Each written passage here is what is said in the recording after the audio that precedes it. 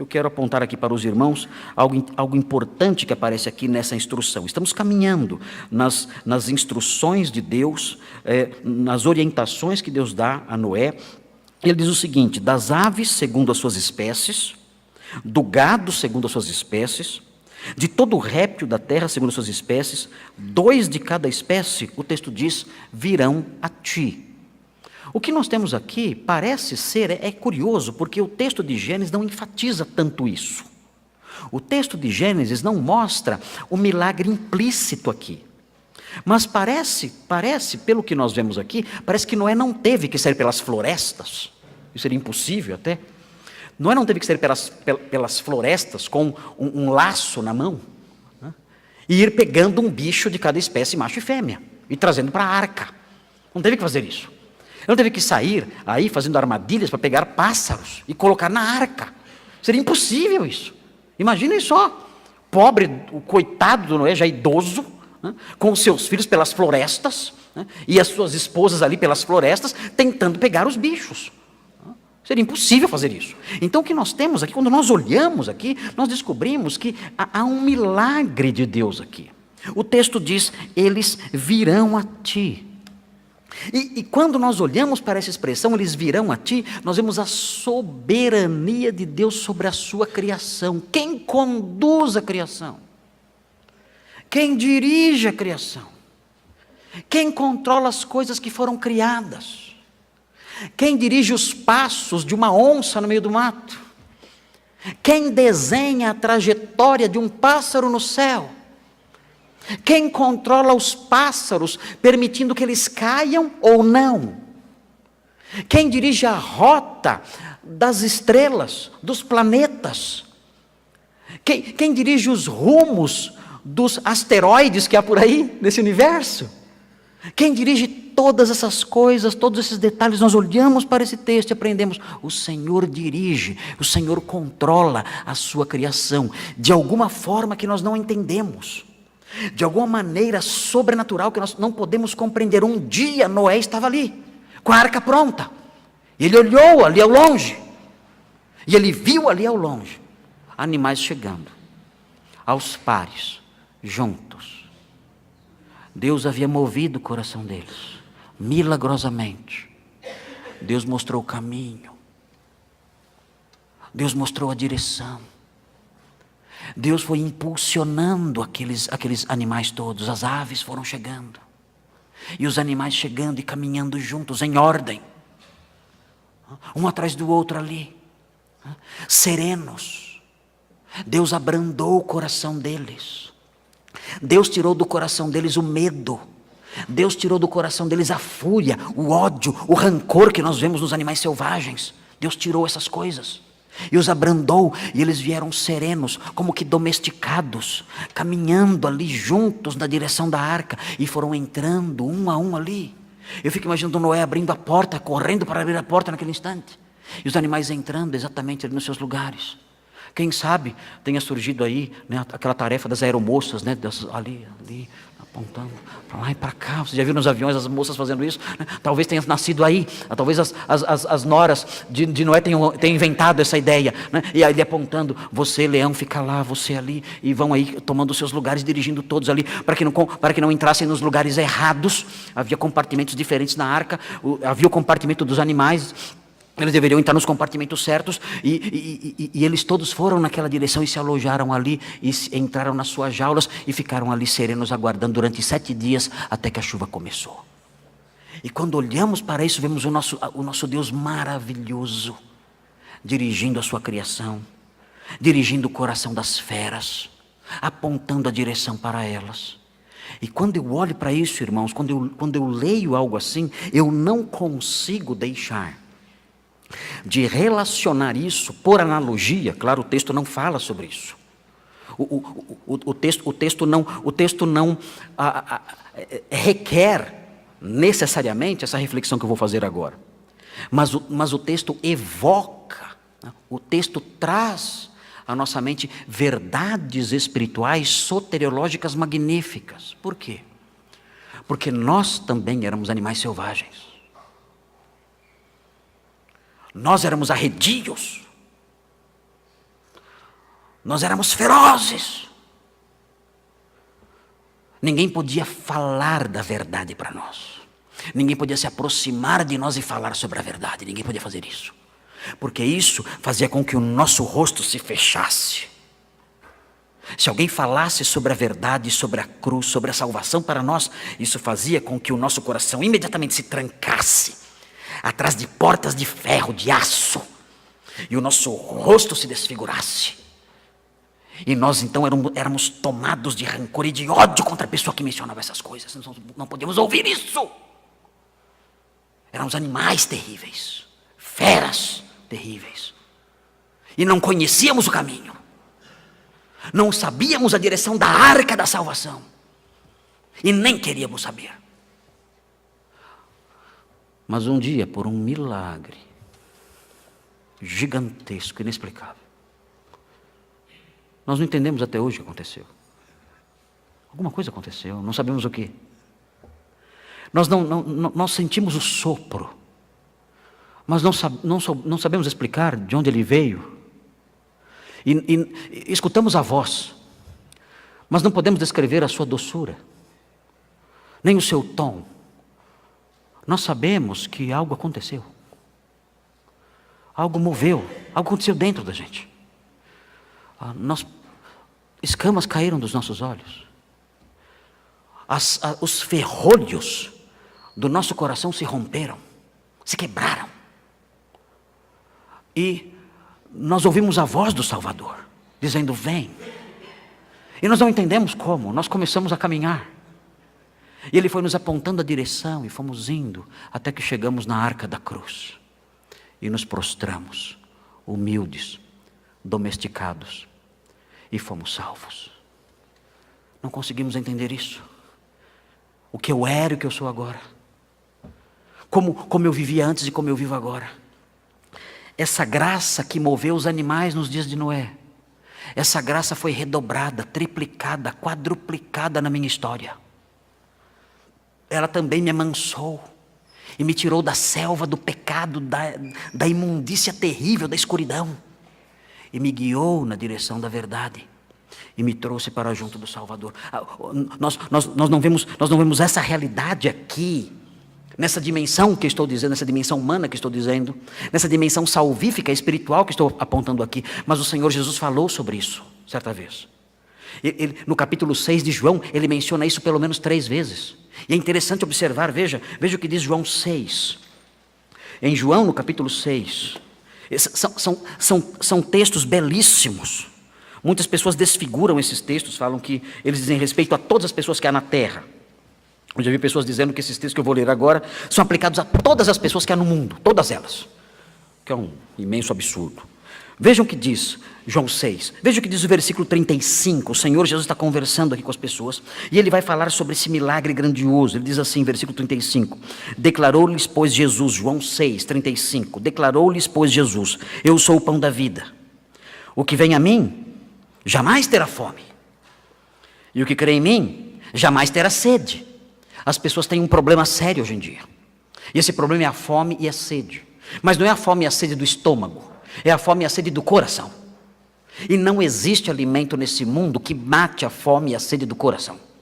Nós temos nesse mundo alimento que mata a fome e a sede do estômago, mas não temos alimento que mate a fome e a sede do coração. E o Senhor Jesus diz aqui: eu sou o pão da vida, o pão vivo. Eu mato a fome, eu mato a sede do coração. E Ele diz: porém, eu já vos disse que, embora me tenhais visto, não credes. O que acontece? O homem está com fome, mas ele olha para Jesus e diz: eu não vou comer. Como? Você está morrendo, você está secando de sede, e eis aí o manancial de água viva, o pão puro de Cristo, e você está com fome. Ele olha, ele vê o pão. Ele olha, ele vê as fontes de água cristalina, deliciosas. E ele diz: eu não vou comer, eu não vou beber. O que acontece com esse homem? Ele é como aquelas feras terríveis. Ele é como aqueles animais distantes da arca, ferozes. Diz: eu não vou me aproximar, eu não quero essas coisas. E então o Senhor Jesus, diante de um absurdo como aquele, o Senhor Jesus diz assim: todo aquele que o Pai me dá, esse virá a mim. Ele explica que é a origem da salvação. Para que haja salvação é necessário um milagre. E que milagre é esse? Ele diz: todo aquele que o Pai me dá, esse virá a mim. É necessário que o Pai haja nessa pessoa, atue nessa pessoa.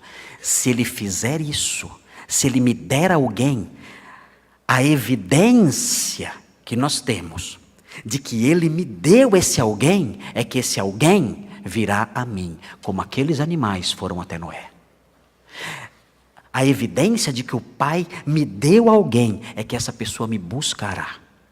E o texto prossegue, ele diz na sequência, ele diz assim: e o que vem a mim, de modo nenhum lançarei fora. Assim como Noé não pegou nenhum bicho pelo rabo e jogou na água do dilúvio de volta, assim como Noé não pegou nenhum bicho pelo rabo e expulsou da arca, da mesma forma o Senhor não age assim. Aqueles que vão até Ele porque o Senhor conduziu. E quando chegam a Ele, o Senhor Jesus os recebe. Ele diz: eu nunca mais, de modo nenhum, nunca, eu vou lançá-los fora. Nunca. Uma vez salvo comigo, salvo para sempre. Entrou na arca, ninguém é expulso da arca. Entrou na arca, o Senhor fecha a porta da arca.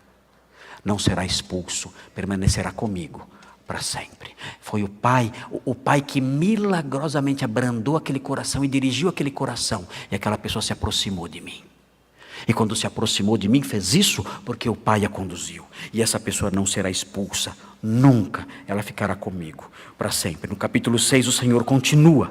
Nós chegamos no versículo 41. Veja o que diz o 41. São verdades interessantes sobre a salvação. São verdades curiosas sobre a salvação. Verdades que o meio evangélico esqueceu. Verdades que os crentes abandonaram. Muitos crentes têm raiva dessas verdades. Dizem que Deus é injusto. Por que Ele toca num leão e não toca em outro? Por que Deus toca num leão e não toca num outro leão? Porque Ele tocou num determinado animal, não tocou no outro animal. Deus não tem o direito de fazer isso. Os animais tinham que vir todos para a arca. Todos tinham que ter oportunidade. Enfim, tem aí as suas noções aí de salvação segundo suas invenções. Mas a palavra de Deus mostra que não é assim que Deus age. A palavra de Deus mostra que Deus, ele tem os seus eleitos. Ele age no coração dos seus eleitos. Toca no coração dos seus eleitos e os traz. É assim que a palavra de Deus ensina. Nós não podemos mudá-la para ajustá-la àquilo que nós gostamos. Veja o que diz o versículo 41. Murmuravam, pois, dele os judeus, porque dissera: eu sou o pão que desceu do céu. Os judeus acharam isso absurdo. Como? Como alguém pode dizer isso? E eu até entendo os judeus. O que vocês diriam se eu dissesse isso para vocês? O que vocês diriam se eu chegasse aqui hoje e dissesse: olha, eu sou a água viva. Se vocês crerem em mim, vocês nunca mais vão ter sede. Eu, pastor Marco Dranconato, eu sou o pão da vida. Amém? Pensa para falar. Já ia ter crente falando amém sem pensar, né? Crente é a pessoa que é impressionante como tem crente que não pensa. Ele vai falando amém automático. Você fala amém, já responde amém.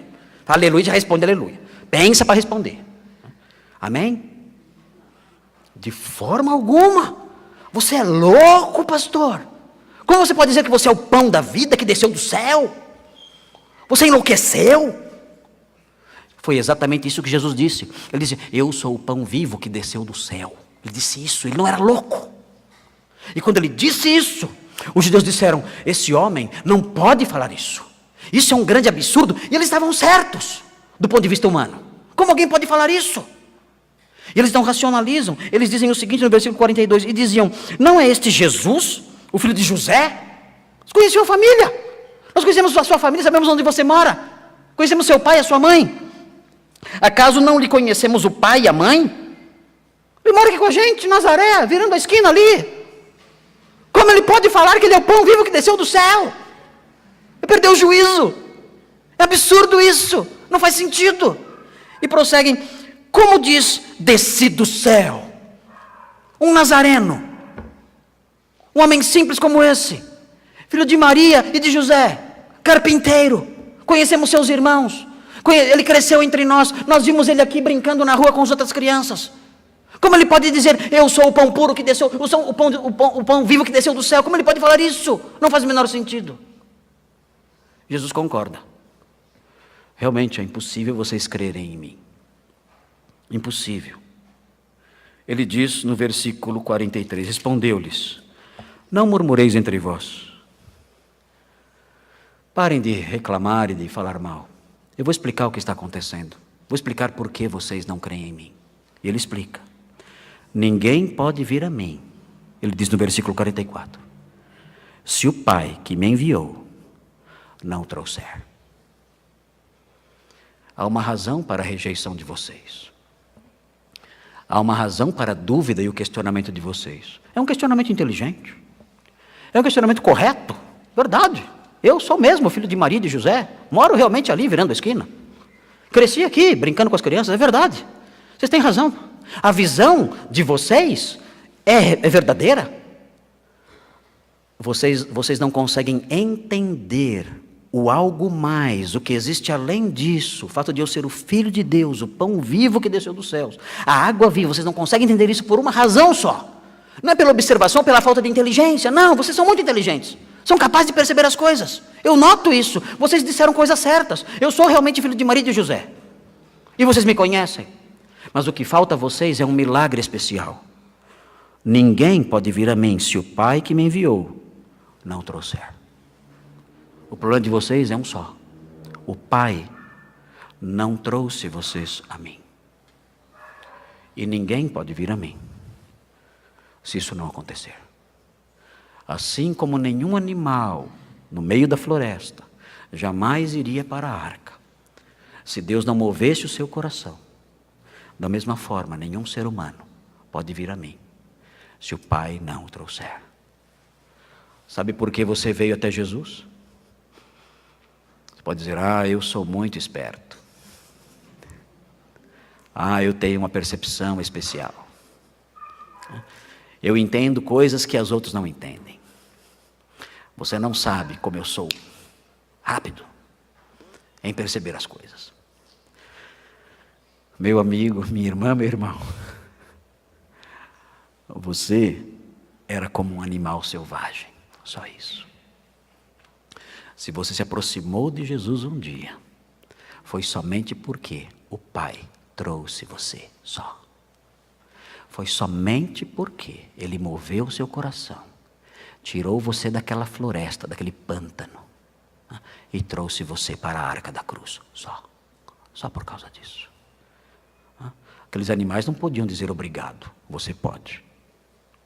Aqueles animais não poderiam viver em gratidão e louvor, você pode. Que Ele fez exatamente isso com você.